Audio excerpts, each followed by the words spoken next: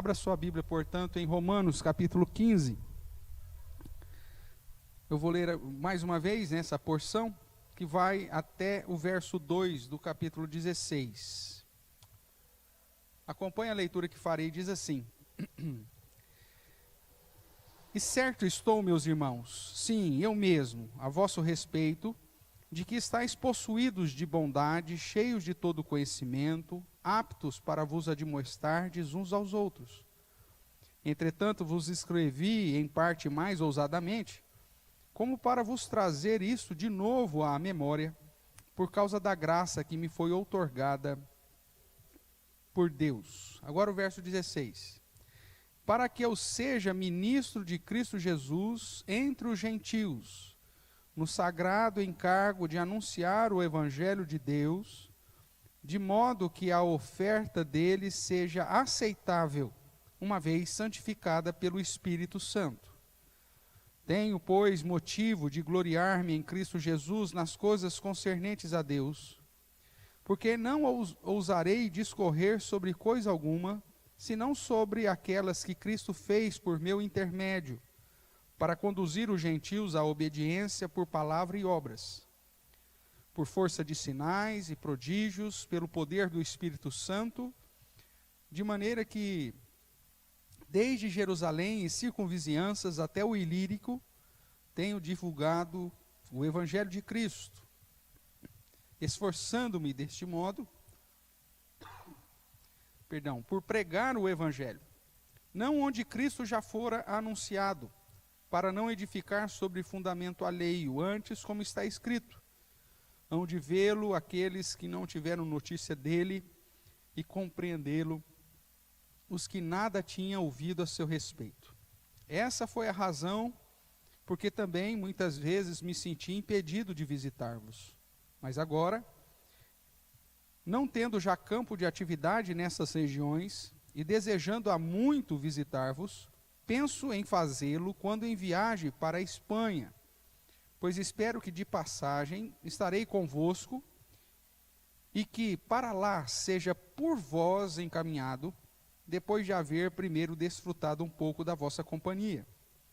Mas agora estou de partida para Jerusalém a serviço dos santos, porque aprouve a Macedônia e a Acaia levantar uma coleta em benefícios dos pobres dentre os santos que vivem em Jerusalém. Isto lhes pareceu bem, e mesmo lhes são devedores, porque se os gentios têm sido participantes dos valores espirituais dos judeus, devem também servi-los com bens materiais. Tendo, pois, concluído isso, e havendo-lhes consignado esse fruto, passando por vós, irei à Espanha. E bem sei que, ao visitar-vos, irei na plenitude da bênção de Cristo.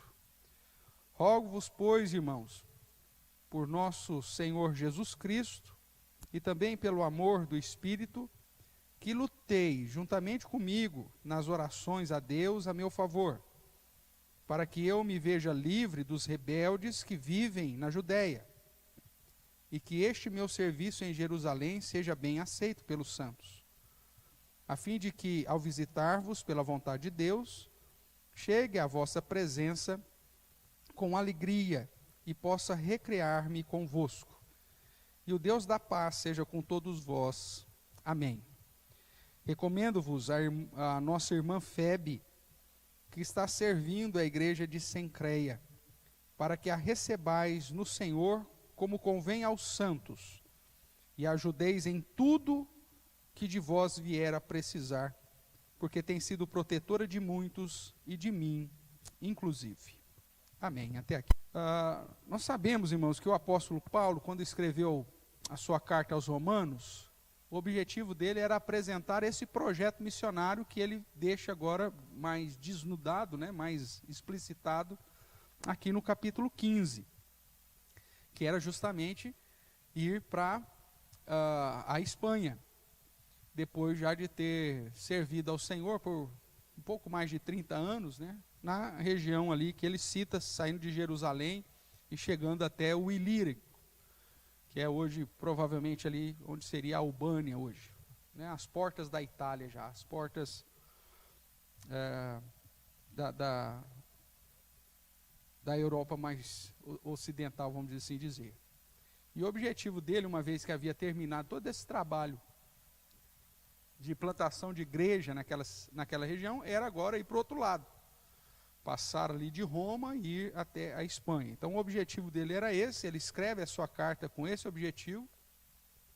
Se você observar lá no início, né, no capítulo 1, ele mostra o desejo de estar visitando aquela igreja que ele não conhecia, que ele não havia plantado, mas que ao mesmo tempo sabia que aquela igreja era uma igreja importante, um grande potencial para a obra missionária. E ele vai dizer para a igreja que ele foi chamado apóstolo para pregar o evangelho. Ele começa o capítulo 1 apresentando o seu currículo para essa igreja, uma vez que era uma igreja desconhecida, e mostra que o seu objetivo era pregar o evangelho.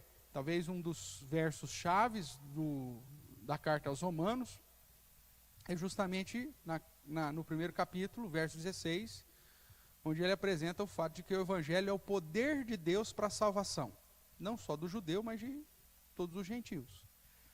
E pautado nessa verdade, nessa realidade, que o evangelho é o poder de Deus para a salvação de todas as pessoas, ele começa a expor então para a igreja de Roma que ele tinha que ir para a Espanha, pregar o evangelho para aquelas pessoas que não conheciam, que nunca tinham ouvido. Você vê que ele deixa isso claro aqui também no capítulo 15, quando ele diz, olha, eu não quero mais pregar onde o evangelho já foi anunciado, eu quero ir para um lugar onde ninguém ainda ouviu do evangelho, onde a igreja ainda não chegou.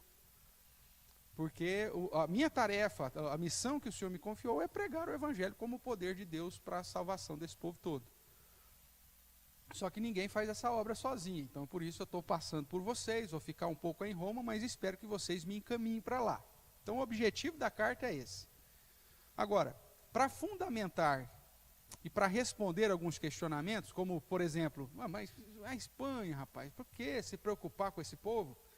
Ele vai, então, demonstrar ainda no capítulo 1, que o homem sem Deus, o homem natural, ou o gentil, ele está condenado, mesmo sem ter o conhecimento da palavra de Deus.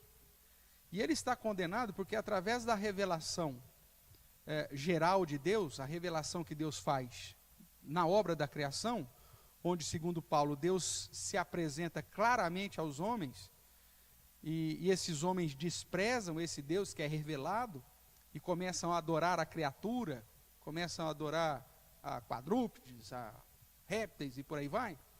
Ele diz, esse pessoal está condenado, e eles precisam ouvir o evangelho, porque o evangelho é o poder de Deus para a salvação deles. E enquanto eles não ouvirem esse evangelho, eles vão estar sendo condenados. E de uma maneira justa. Porque eles desprezaram essa revelação clara de Deus pela obra da criação. Mas não somente os gentios estão nessa situação de condenação, entregues às suas próprias paixões, à inclinação da sua mente depravada e pervertida. Os judeus também, que estão espalhados pelo mundo, também estão na mesma situação de condenação. E aí ele começa no capítulo 2 dizendo que os judeus, mesmo tendo a lei ou a revelação especial, continuam pecando, continuam desagradando, continuam desobedecendo a Deus. Então, seja o gentil que não tem a lei, mas tem a lei de Deus gravada no coração, ou seja o judeu que tem a lei revelada, ambos são pecadores, e por serem pecadores, não são justos, consequentemente são todos condenados. E aí ele chega no capítulo 3 e vai dizer, não há um justo sequer, todos pecaram e carecem da glória de Deus. Ninguém, absolutamente ninguém é capaz de alcançar o padrão de Deus. E ele vai dizer que o objetivo da lei não é salvífico. Como se o judeu pudesse falar, mas nós temos a lei, nós guardamos os 10 mandamentos, nós teremos a salvação. E aí Paulo fala, não, porque esse não é o objetivo da lei. O objetivo da lei é calar a boca de todo o homem diante de Deus. A lei tem o objetivo de mostrar para você o quão pecador você é, porque ninguém consegue guardar a lei do Senhor durante toda a vida, durante todo o tempo, e de um modo pleno. E aí então, ele diz, olha, a solução da salvação não está em nós estamos todos perdidos, e Deus é justo em nos condenar. Mas Deus enviou Jesus Cristo como nosso representante, o segundo Adão, para através da sua obra, de um modo gratuito, nós pudéssemos receber a justificação em Cristo Jesus. Não estamos mais sob a condenação do pecado quando estamos em Cristo Jesus. Porém, ainda estamos lutando contra o pecado. Por isso, lá no capítulo 5, 6, 7, ele vai trabalhar a ideia, olha, o bem que eu quero fazer eu não faço, e o mal que eu não quero, esse eu faço, mostrando que nós fomos libertos da condenação do pecado, mas ainda estamos em luta. E é por isso que Deus, capítulo 8, nos dá o seu Espírito e nos adota como filho, para que possamos agora, inclusive dentro de um contexto de sofrimento, porque não fomos isentados do sofrimento deste mundo, possamos desfrutar de um processo, de uma ordem salvífica de Deus. Nós que fomos amados antes da fundação do mundo, fomos predestinados, fomos chamados, fomos justificados, e Paulo já apresenta como uma situação real, definitiva, fomos glorificados.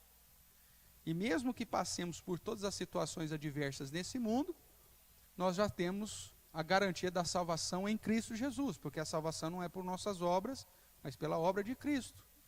E aí ele vai dizer no verso 8, ou no capítulo 8, que somos mais que vencedores em Cristo Jesus e que nada e ninguém pode nos separar do amor de Deus.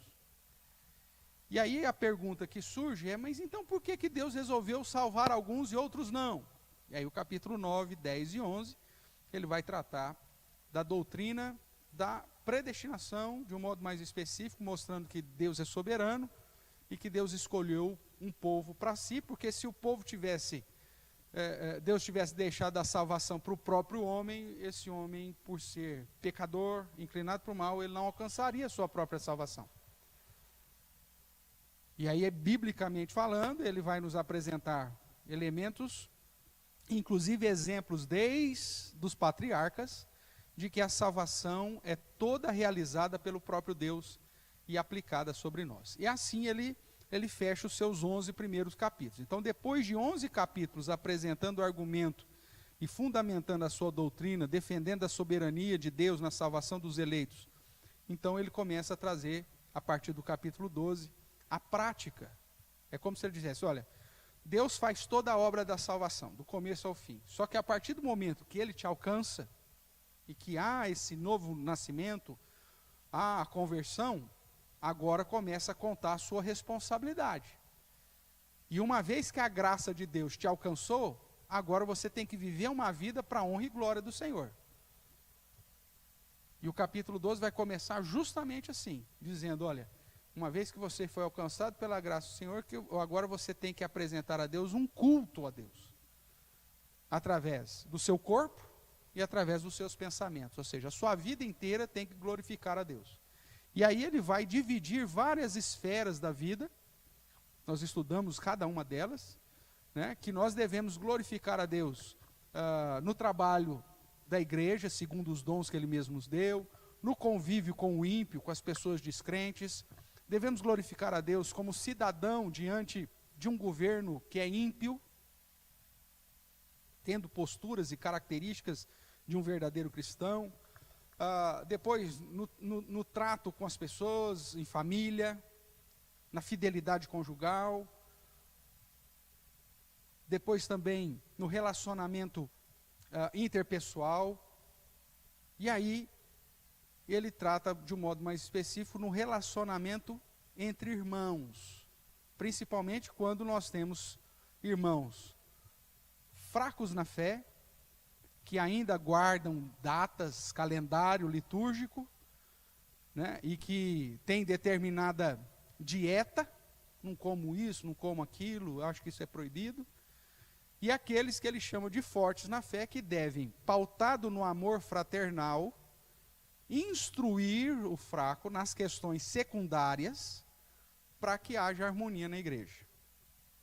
E aí ele fecha, assim, o capítulo 14 até o início do capítulo 15. E aí nós chegamos onde estamos agora, que depois de fundamentar toda a doutrina, mostrar que a sua vida tem que ser toda para a honra e glória do Senhor, ele começa a chamar a atenção agora da igreja de Roma e de todos os seus leitores, de que essa vida para glorificar a Deus tem que cumprir com o objetivo de pregar o Evangelho. Ele já havia mencionado isso no capítulo 10 ainda, quanto da doutrina, falando que o Evangelho, a pregação do Evangelho é o meio que Deus determinou para alcançar os seus eleitos.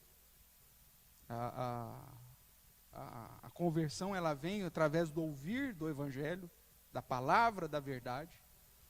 E agora, então, ele retorna isso na perspectiva prática. Então, nós que fomos eleitos, alcançados pela graça de Deus e tudo mais, como que nós devemos viver como cristão?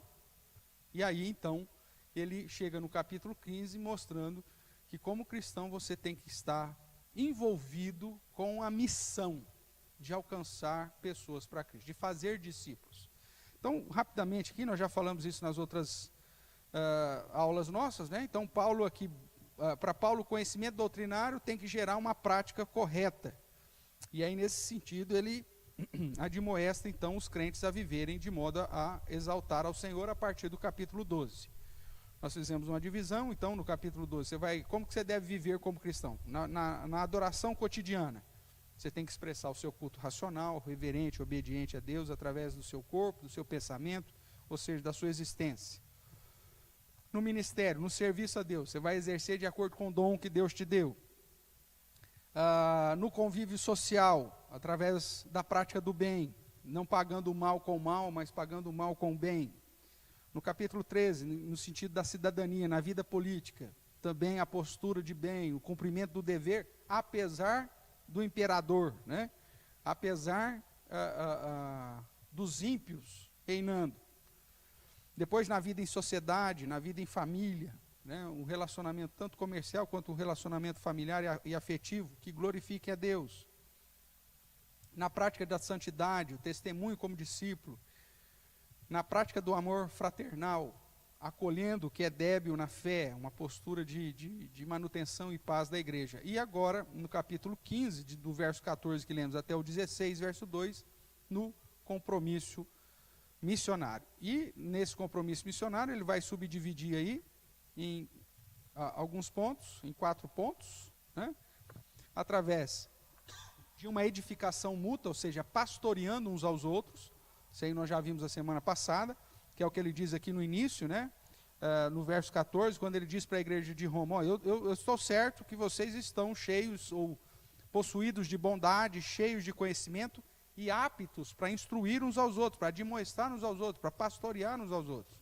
Então, como que você faz, como você cumpre a missão, né? No compromisso missionário, como igreja? Dentro da sociedade ou dentro da comunidade eclesiástica, através do pastoreio mútuo. Você está fazendo missões, você está demonstrando o seu compromisso missionário. Você não vem na igreja para ser um espectador. Eu vou assistir o culto. Não, você vem para prestar o culto. Você não vem à igreja para um convívio social, mas você vem para um convívio fraternal, onde o seu exemplo, o seu ensino, a sua postura com Deus vai influenciar o irmão e vice-versa. Onde a comunhão, fazer parte do corpo e desfrutar do dia a dia da igreja vai te edificar e ao mesmo tempo edificar outros. Isso faz parte do meu compromisso missionário. Então, quando nós estamos vivendo uma época onde o número de desigrejados tem crescido, essas pessoas não compreenderam o que é o verdadeiro evangelho. Porque o verdadeiro evangelho, como a oração, né, do Abner, não vai ter um céu exclusivo para a gente. Nós vamos viver em comunidade, com o Senhor. O padrão mínimo da vida fraternal na igreja, no micro, é ampliado na plenitude, na santidade e na piedade, quando nós estivermos definitivamente no estado final do novo céu e da nova terra. A nova Jerusalém somos nós, é a igreja. que estará reunido ali adorando o Senhor. Então, isso já tem que ser, de certa forma, vivido no contexto aqui. Então, aí nós vimos esses pontos, e ainda veremos aí na sequência aí, o capítulo 16, nós já apresentamos aqui qual vai ser os próximos temas, mas aí focando o capítulo 15 que lemos, Paulo vai dizer que fazer missões, o compromisso missionário, reflete o meu conhecimento teológico. Se eu entendo que eu estava condenado, que eu fui alcançado pela graça de Cristo Jesus, que pagou na cruz um alto preço para me justificar, que me deu o seu Santo Espírito, me adotou como filho, e que apesar de todas as lutas é o que me garante a certeza da glorificação, então eu tenho que viver para a glória dele. E para viver para a glória de Deus, eu tenho que cumprir a missão que ele nos outorgou a todos, que é fazer discípulos, que é proclamar as virtudes daquele que te chamou das trevas para a sua maravilhosa luz. E aí então Paulo sintetiza dizendo, fazer missões reflete a sua fé. E aí então nós vemos que na sequência proposta, Paulo vai dizer que a sua atuação missionária reflete que você entendeu o que Deus fez por você, e que por isso você vai justamente também glorificar a Deus. Então, no compromisso missionário, nós apresentamos aí os 4 pontos, e aí começamos a tratar de cada um deles. Então vamos lá, vamos relembrar, né? Vamos ver como que o apóstolo aqui trabalha o tema do compromisso missionário. Ele vai falar algo que nós já tratamos na semana passada, que depois de tantas exortações, Paulo então volta ao assunto principal que motivou a carta, que é a obra missionária. Mas antes de entrar propriamente no assunto, ele demonstra que o objetivo dele é confrontar a igreja de Roma, não era para criar situações difíceis, mas para trazer à memória da igreja qual que era a função dela. Veja aí o verso 15. Entretanto, vos escrevi em parte mais ousadamente, eu fui duro com vocês, é isso que ele está falando? Como para vos trazer isto de novo à memória, por causa da graça que me foi outorgada por Deus. Então, o objetivo da palavra de Paulo, da carta de Paulo, era até confrontar a igreja de Roma, para despertar a igreja de Roma, trazer à memória da igreja de Roma, que ela estava ali com um objetivo, e que tudo aquilo que Jesus fez por nós, não é para nós agora ficarmos aqui de braço cruzado, vamos esperar Jesus voltar então, como se nada tivesse acontecendo. Mas muito pelo contrário, como servo de Cristo, eu vou glorificar a Deus através de todos aqueles pontos que nós falamos, da santidade em todas as áreas da vida, né, glorificando a Deus no serviço, no convívio, em todo tal, e atuando com o meu compromisso em relação à obra missionária. Então, ele diz que a primeira manifestação de que uma igreja ela tem um compromisso missionário é através da edificação mútua, né? E aí ele diz aqui no verso 14 que essa edificação mútua ela é cheia de bondade, de conhecimento e de instrução. Então ele vai apontar que uma igreja ela tem um compromisso missionário através dessa edificação mútua, cheio de prática de bondade, que ele fala que a igreja de Roma já tinha, cheio de conhecimento para compartilhar, e cheio de uma admoestação mútua, que nada mais é do que um pastoreio mútuo, instruir uns aos outros, pastorear uns aos outros. Desse modo, a igreja estaria comprometida com a obra missionária. Isso nós vimos semana passada. Aí trabalhamos também que o compromisso missionário se dá através de um planejamento. A igreja que tem um compromisso missionário, ela está pautada num planejamento. E Paulo vai usar a sua própria autoridade como apóstolo e a sua experiência de anos, né, pregando o evangelho na região, desde Jerusalém até Ilírico, para fomentar aí o planejamento missionário na igreja de Roma.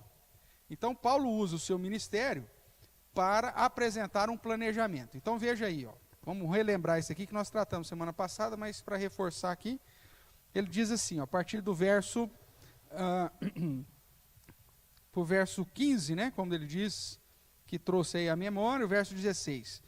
Para que eu seja ministro de Cristo Jesus entre os gentios. Então Paulo fala, olha, o meu compromisso missionário, eu tenho como alvo os gentios. Então ele está usando sua própria experiência para indicar para a igreja que tem que ser comprometida com missões, que ela também tenha uma visão geral. Então a igreja ela tem que ter um alvo. Qual que é o alvo dela? Pregar o evangelho aqui em Araraquara? Ótimo. Né? Até mencionamos semana passada, nós estamos dentro de uma realidade de um bairro onde a maioria das famílias são famílias mais tradicionais da cidade e mais idosos. Você tem crianças, mas você tem poucas crianças dentro do nosso contexto.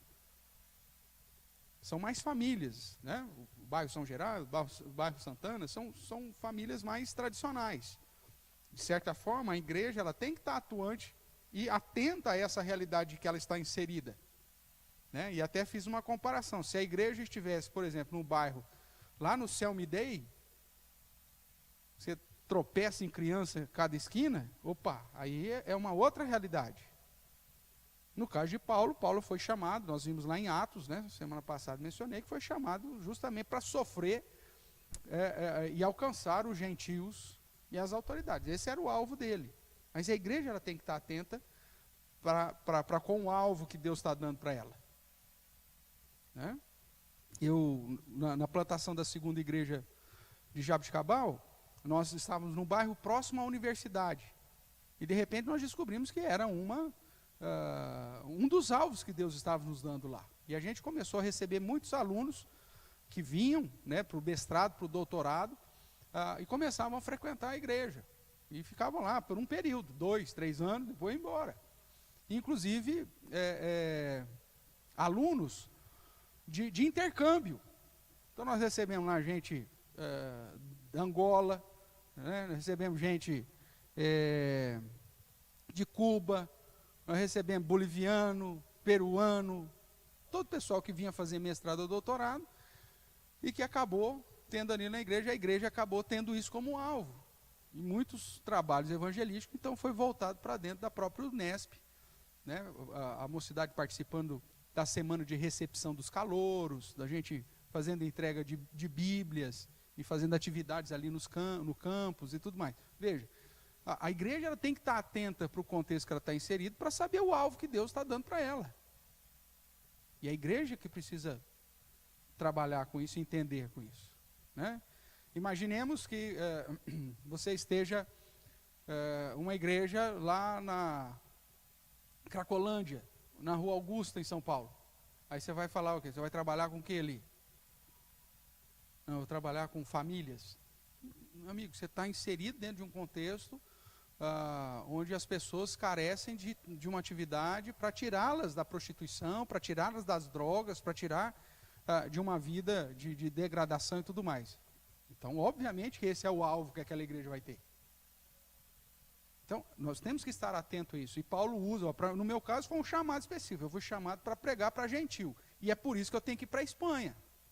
Tudo bem? O que mais que ele fala? Paulo apresenta a sua tarefa, a sua missão. Veja aí ainda no verso 16. Para que eu seja ministro de Cristo entre os gentios, veja, no sagrado encargo de anunciar o evangelho de Deus. Então ele sabia que a sua missão era anunciar o evangelho, divulgar o evangelho. Lá no final do verso 19 ele ainda vai dizer que, desde Jerusalém, circunvizinhanças até o Ilírico, tenho divulgado o quê? O evangelho? O que está escrito aí? O evangelho de Cristo. Então veja, essa era a tarefa dele. O alvo era os gentios e a missão e a tarefa era anunciar o evangelho de Deus, o evangelho de Cristo. Depois ele vai nos apresentar a seguinte estratégia. Como que ele alcançava o seu alvo e como que ele realizava a sua missão, a sua tarefa. Primeiro, ele vai demonstrar que é através da fidelidade às Sagradas Escrituras. Paulo não estava ali contando historinha, não foi lá para pregar motivação para os gentios. Não, ele foi lá para pregar Cristo, o Evangelho de Cristo. Tanto que em Coríntios ele diz, olha, eu prego Cristo crucificado. Vergonha, escândalo. Eu não estou aqui para ludibriar, não estou aqui para agradar o coração, eu estou aqui para pregar em fidelidade. O que mais que ele faz? Ele vai dizer no verso 18, né? Porque não ousarei discorrer sobre coisa alguma, senão sobre aquelas que Cristo fez por meu intermédio para conduzir os gentios à obediência por palavra e por obras. Ou seja, o testemunho de vida dele era uma estratégia para conduzir os gentios a conhecer a Cristo e se entregar a Cristo. Depois no verso 19, né, na sequência ele diz, por palavra, por obras, por força de sinais e prodígios e pelo poder do Espírito Santo. Essa questão dos sinais, prodígios e poder do Espírito Santo está relacionada aos dons espirituais que Paulo recebeu. Nós vimos lá na segunda carta de Coríntios, capítulo 12, verso 12, que justamente esses sinais, poderes e prodígios que Paulo cita são credenciais do apostolado dele. Então o que ele está dizendo para a igreja é o seguinte: igreja, você tem que observar o dom que você recebeu. Qual que é a estratégia que a igreja vai usar? Fidelidade às Escrituras, um testemunho de vida e a utilização dos dons que recebeu. No caso dele, eram sinais, poderes, prodígios e poderes do Espírito Santo. Mas isso era algo específico de Paulo, inclusive que ele apresenta lá em 2 Coríntios 12, 12, como credencial de apóstolo, ou seja, aquilo que o distinguia de todos os outros crentes. Todos os crentes tinham sinais que é referido lá em Mateus 16, nós já estudamos aqui e vimos que não. Aquilo lá eram sinais que tinham como objetivo confirmar a palavra que estava sendo pregada pelos apóstolos. Tanto que são chamados de sinais carismáticos, sinais que com o tempo foram amenizando até cessar. Nós vemos o próprio Paulo falando isso a Corinto, sobre alguns dons que cessariam. Da mesma forma que acontece com Moisés e Josué, onde há vários sinais, poderes e prodígios, para confirmar que a palavra de Moisés e Josué vinha de Deus, mas que depois nunca mais teve. Aí o segundo momento que houve sinais e prodígios é com Elias e Eliseu, com milagres, poderes, sinais, prodígios, para confirmar que em Israel havia o profeta de Deus, que a palavra de Elias era a palavra de Deus. Depois, durante séculos e milênios, você não tem mais nada. E aí volta sinais e prodígios com Jesus e os apóstolos, que era um terceiro momento de transição. Deus usa tais sinais, tais prodígios, tais poderes, como dons, os chamados dons carismáticos, em situações de transição na história. Da teofania para a profecia, no caso de Moisés, né? Depois, quando o povo se desvia e começa a adorar na idolatria para mostrar o poder de Deus e trazer um retorno, uma reforma religiosa em Israel. E por fim, com Jesus e os apóstolos na transição do judaísmo para o cristianismo. Fora isso, você não vai achar sinais, prodígios e poderes em nenhum outro lugar da história da humanidade, registrado nas Escrituras. Então, Paulo está dizendo disso dentro do contexto que ele utilizou como apóstolo de Cristo Jesus, como credencial de apóstolo. O que ele está indicando para a igreja de Roma? Olha, a igreja de Roma tem dons, e você precisa usar esses dons, os dons que Deus te deu para exercer o ministério. O que mais que ele vai dizer? Desde Jerusalém, circunvizinhança, até Ilírico. Ele está dizendo para a igreja, a sua atuação tem que ser na maior área possível.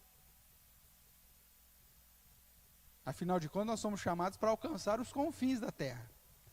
O que mais? Priorizando onde Cristo ainda não foi anunciado ou não compreendido.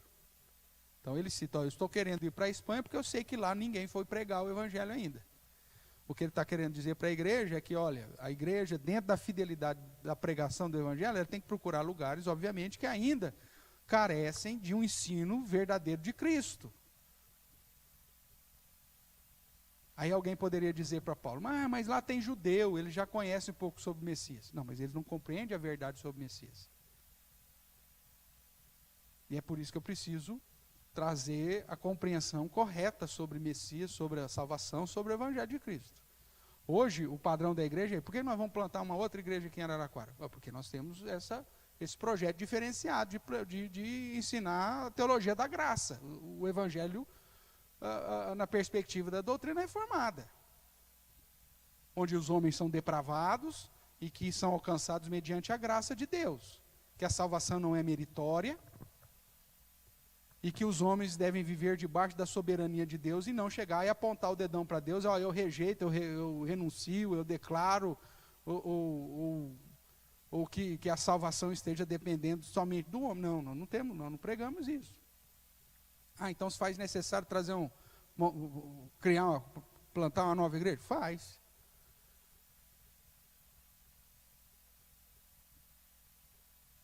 A maioria das igrejas tem pregado uma salvação, um evangelho meritório.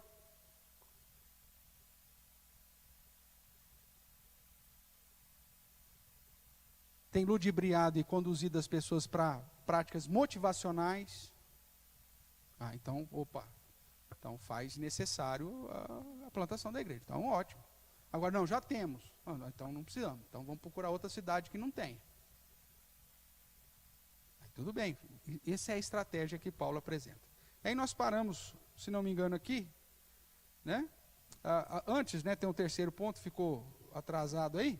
Além da missão, Paulo apresenta a sua visão, né, que é ver os gentios transformados adorando a Deus. O verso 16 diz isso, que o objetivo dele é anunciar o evangelho de modo que a oferta, que a adoração dos gentios seja aceitável mediante a santificação do Espírito Santo.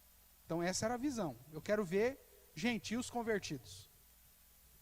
Então a igreja ela precisa ter a sua missão, saber qual que é a sua missão, pregar o evangelho. E qual que é a sua visão? Ver pessoas convertidas e ver um monte de convertidos aqui louvando, servindo ao Senhor e buscando pregar o evangelho para outros. Apresentar a fé reformada de uma maneira que as pessoas saibam a diferença de uma igreja que se diz evangélica que de fato não é, para uma igreja que realmente prega a palavra como fonte e regra de fé e prática. Não só da boca para fora, mas de fato e de verdade. Ótimo, então beleza, então vamos lá. Então, Paulo fazendo isso, nós chegamos no terceiro ponto que mostra que uma igreja é comprometida ou tem compromisso missionário, que é através do investimento em missões. Né? Nós mencionamos alguma coisa semana passada também sobre isso, inclusive reforçando o fato que a nossa igreja já nasceu investindo na plantação de outras igrejas. Nós ainda somos campo missionário, mas ao mesmo tempo já estamos investindo na plantação da igreja de Pitangueiras e na plantação da igreja lá de Viradouro. Estamos envolvidos com o projeto missionário. Uma igreja que entende aquilo que Cristo fez, alguém teve que vir até mim para me alcançar. Ela está ciente de que, como igreja, ela tem que estar também ali pronta para alcançar. Então, o apóstolo Paulo apresenta e propõe uma parceria missionária para a evangelização da Espanha. Veja comigo o verso 24. Penso em fazê-lo quando em viagem para a Espanha, pois espero que, de passagem, estarei convosco, e veja só, e que para lá seja por quem? Por vós encaminhado, depois de haver primeiro desfrutado um pouco da vossa companhia. Então, Paulo vai dizer, eu quero firmar uma parceria missionária com vocês, e eu desejo que a igreja de Roma, através do compromisso missionário, comece a investir em missões. Como? Me enviando para a Espanha. Apoiando a minha viagem até a Espanha. Só não vou agora porque eu tenho um outro compromisso missionário, eu estou indo para Jerusalém, vou levar um donativo lá para os pobres de Jerusalém, mas depois disso, se Deus permitir, então eu estarei passando aí, vou ficar um tempo, vou desfrutar aí da companhia de vocês, mas com um objetivo bastante claro. Eu não quero ficar em Roma, eu quero ser enviado para a Espanha. É lógico que pela história nós sabemos que Deus não permitiu que isso acontecesse. Paulo, depois que foi para Jerusalém, acaba sendo preso e levado preso para Roma. Ele chega a Roma, mas como prisioneiro, e acaba morrendo ali, sendo decapitado. Então esse projeto missionário acaba não sendo, não entrando em prática. Mas Paulo planejava. Essa era a vida de Paulo. Paulo planejava ir para um lugar, Deus fechava a porta e mostrava para ele, não, eu quero que você vá para outro lugar. Aí Paulo fazia o planejamento para outro lugar. Deus fechava a porta lá, Paulo tinha lá outra visão, outro sonho, opa, vou para outro lugar. A vida inteira do apóstolo Paulo foi fazendo e refazendo planejamento. Ele sabia da responsabilidade que pesava dele de planejar. Mas que a confirmação do planejamento dependeria de quem? Do Senhor. Né? Pois não, dona Amiga? O Paulo não chegou a ir para a Espanha. Não. Ele teve o desejo, mas... Isso, era o plano de chegar lá, mas ele não chegou. Porque quando ele cita aqui que vai a Jerusalém entregar os donativos, essa é o momento em que ele acaba sendo preso, né? E aí, preso em Jerusalém, ele é levado diretamente para Roma, fica a segunda prisão, né, em Roma, ou terceira, dependendo do historiador, e aí provavelmente é a última prisão dele, porque depois dessa ele já vai ser executado. Nós estamos aqui por volta do ano 65 a 67 depois de Cristo.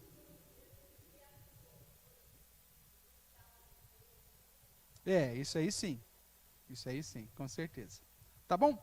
Então veja, irmãos, dentro desse ponto do investimento missionário, ele propõe essa parceria missionária com a Igreja de Roma e baseia o seu pedido justamente no fim de um projeto missionário anterior. Ele diz, olha, veja aí o que está no verso... deixa eu ver aqui...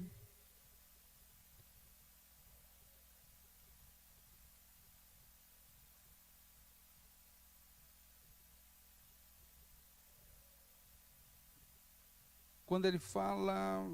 cadê aqui? Que já não há campo de trabalho para ele.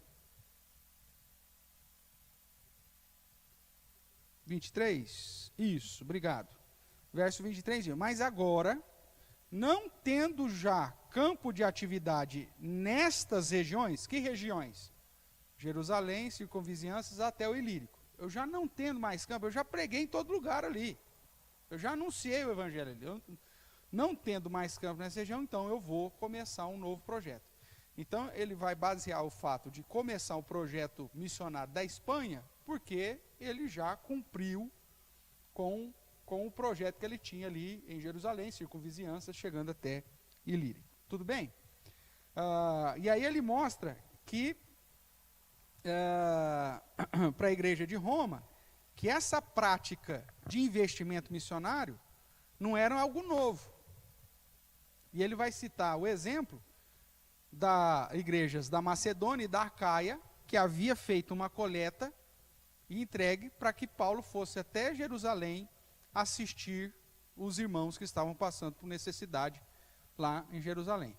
Então o que Paulo está, quando ele cita isso para a igreja, está falando, ó, outras igrejas, por que você não pede ajuda da Acaia? Por que você não pede ajuda da Macedônia? Vem pedir ajuda aqui de Roma. Eu falo, porque a Acaia e Macedônia já está fazendo, já está investindo em missões.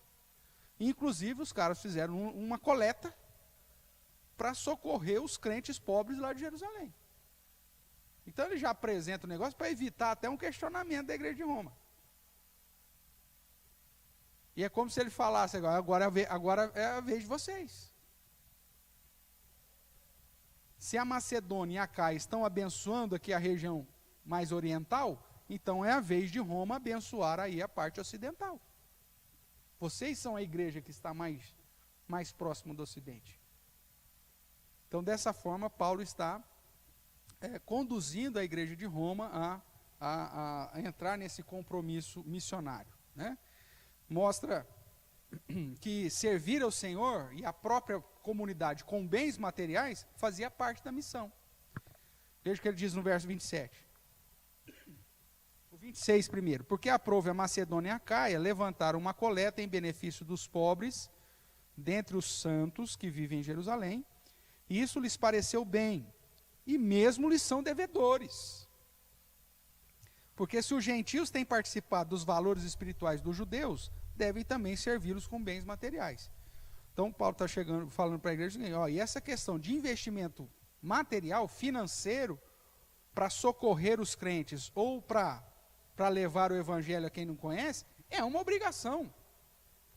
Você recebeu, alguém teve que bancar os missionários para chegar até você. Alguém pagou algum evangelista, algum missionário, o sustento dessa pessoa, para que o evangelho te alcançasse. Nada mais justo que agora você reparta também dos seus benefícios materiais para que envie pessoas para outro lugar. Essa é a dinâmica da obra missionária. Né? Pensando na Igreja Presbiteriana do Brasil, a Igreja Americana enviou os missionários para cá. Quem que bancou isso? A Igreja Americana, os crentes americanos. Investiram.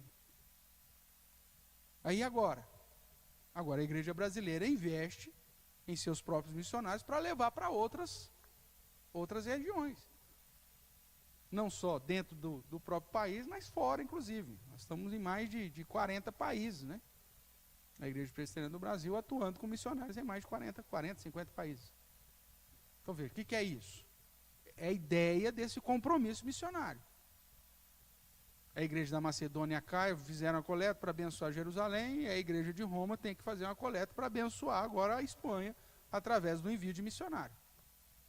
Isso faz parte da essência de uma igreja que compreendeu que faz parte de um processo da pregação, da proclamação do Evangelho para todas as nações. Tudo bem até aqui, irmãos? Para caminhar então para o fim aí, o quarto ponto do compromisso missionário é através do apoio aos missionários. Não só do investimento em missões, mas do apoio aos missionários. Como que se faz isso? Veja aí Paulo pedindo oração para a igreja, né? Verso 30. Rogo-vos, pois, irmãos, por nosso Senhor Jesus Cristo e também pelo amor do Espírito, que lutei juntamente comigo nas orações a Deus a meu favor. Ou seja, a igreja vai apoiar os missionários orando por esses missionários.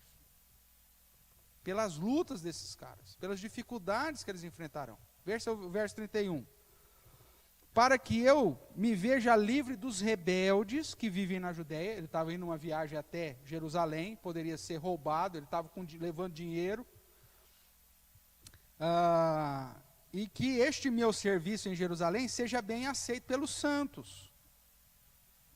Então veja, ele pede oração, pede para que a igreja esteja envolvida com ele em oração, sustentando ele em oração, ou seja, apoiando ele como missionário já.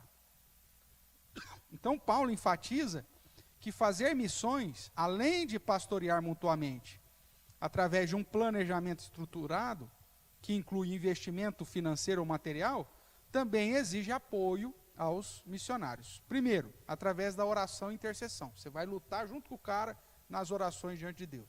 Para Deus estar abençoando, para Deus estar abrindo porta para a pregação do Evangelho, para Deus estar fortalecendo os missionários, cuidando deles e tudo mais. E aí, você vê no capítulo 16, por isso eu fiz questão de que essa perícope terminasse aqui no verso 1 e 2 do 16, ele inclusive recomendando uma irmã missionária que servia na igreja de Cencreia, que estava indo para Roma. Aí o que ele diz no verso 2? Então eu recomendo-vos a nossa irmã Febe, que está servindo na igreja de Cencreia, para que a recebais no Senhor, como convém aos santos. Então a primeira parte do verso 2 mostra que esse apoio aos missionários, além da oração e da intercessão, aponta para o fato de recebê-los em hospitalidade. A Febe vai para aí e eu preciso que a igreja receba ela. Que é uma situação, irmãos, que naquela época acontecia e que tinha igrejas que estavam desprezando os missionários. Você lembra lá, acho que é 3 João, né, que fala de Diótrefes, ou Judas. Vamos confirmar aqui. Vamos lá para o final da escritura.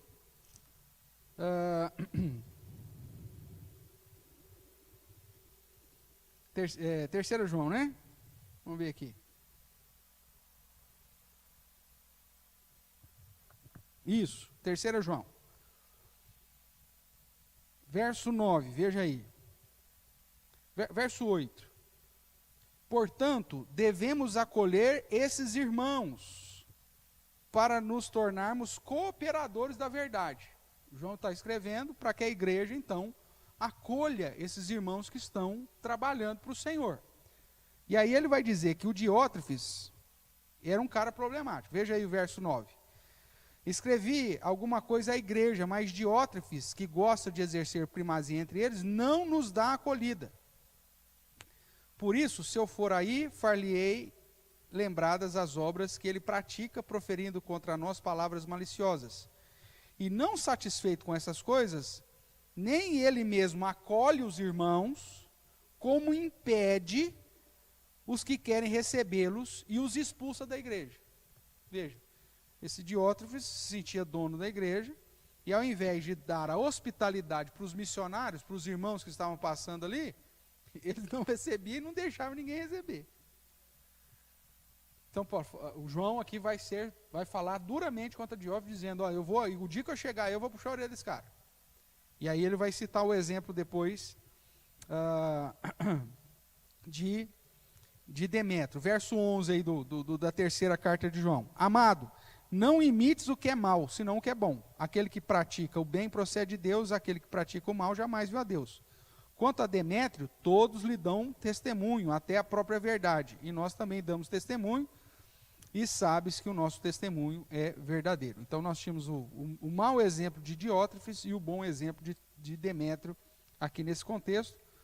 E o problema de Diótrefes é que ele não estava acolhendo os irmãos, ele não estava dando a hospitalidade aos irmãos, que era uma prática comum e que é uma prática característica dos verdadeiros crentes comprometidos com a obra missionária. Tudo bem? Voltando aqui para Romanos, só citei aqui como exemplo, Paulo chega então para a igreja de Roma e fala, ó, eu estou te enviando aí uma irmã missionária, Febes, e eu preciso que vocês a recebam. Eu preciso que vocês recebais no Senhor, como convém aos santos, a Febe. Então, o apoio aos missionários faz parte do meu compromisso missionário como igreja. Receberem hospitalidade. E não simplesmente receberem hospitalidade. O que mais ele diz aí? Socorrer. Pontualmente as necessidades que porventura esses irmãos têm. Verso 2 ainda do capítulo 16. Para que recebais no Senhor, como convém aos santos, e qual que é o outro verbo que aparece aí? Ajudeis em tudo que de vós vier a precisar, porque tem sido protetora de muitos e de mim, inclusive. Então, Paulo vai dizer que nesse compromisso missionário da igreja,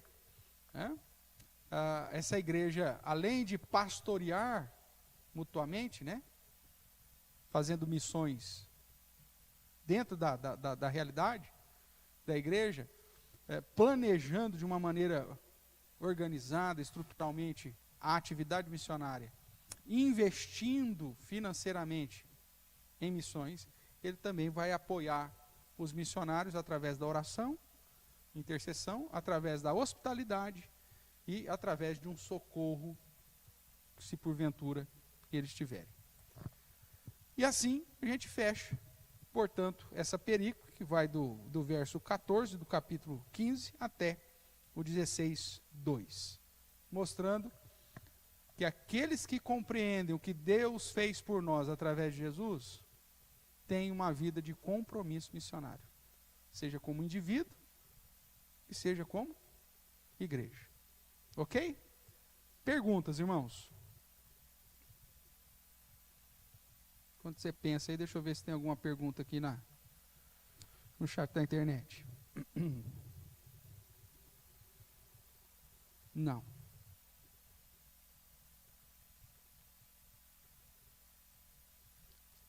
O que nós podemos aprender, então, com essa instrução de Paulo para a igreja de Roma?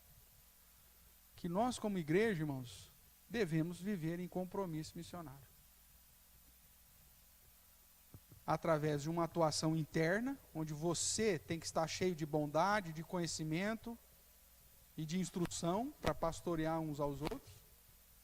Como igreja, estamos atentos a uma estratégia segundo o dom que Deus nos deu, segundo o alvo que Deus nos deu, de pregar o evangelho com fidelidade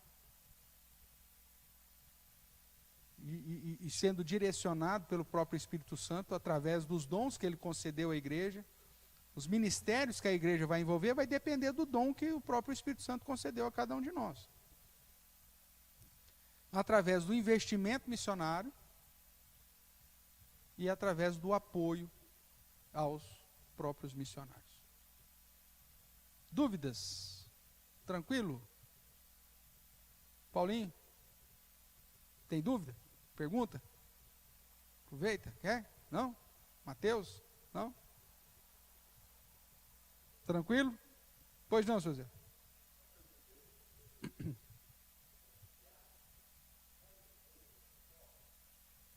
Algumas sim, outras não. Por exemplo, tinha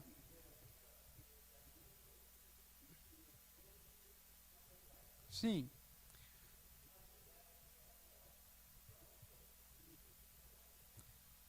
Não, a ajuda era na manutenção.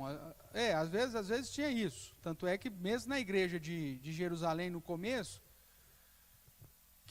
por que formou a junta diaconal lá em Jerusalém? Porque as viúvas estavam passando fome, então estava distribuindo comida também, né? Dava a cesta básica lá.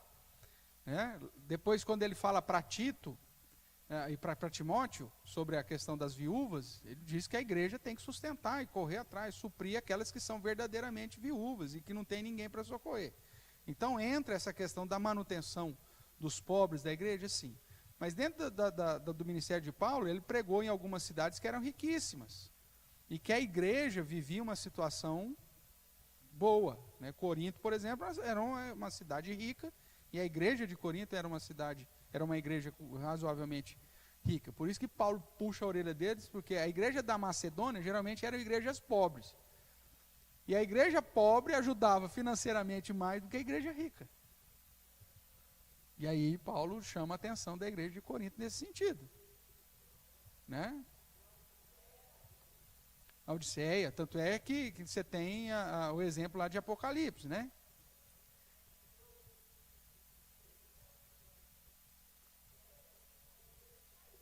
E eles reconstruíram. Porque... Sim. Então, dependendo da cidade, a igreja acabava tendo membros também, mais ricos ou menos. Mas, inclusive, a igreja de Roma era uma igreja razoavelmente abastada. Né? Por isso que Paulo pede ajuda e parceria para eles. Né? Porque era uma igreja que tinha condição de bancar essa viagem missionária de Paulo até a Espanha. Tá bom?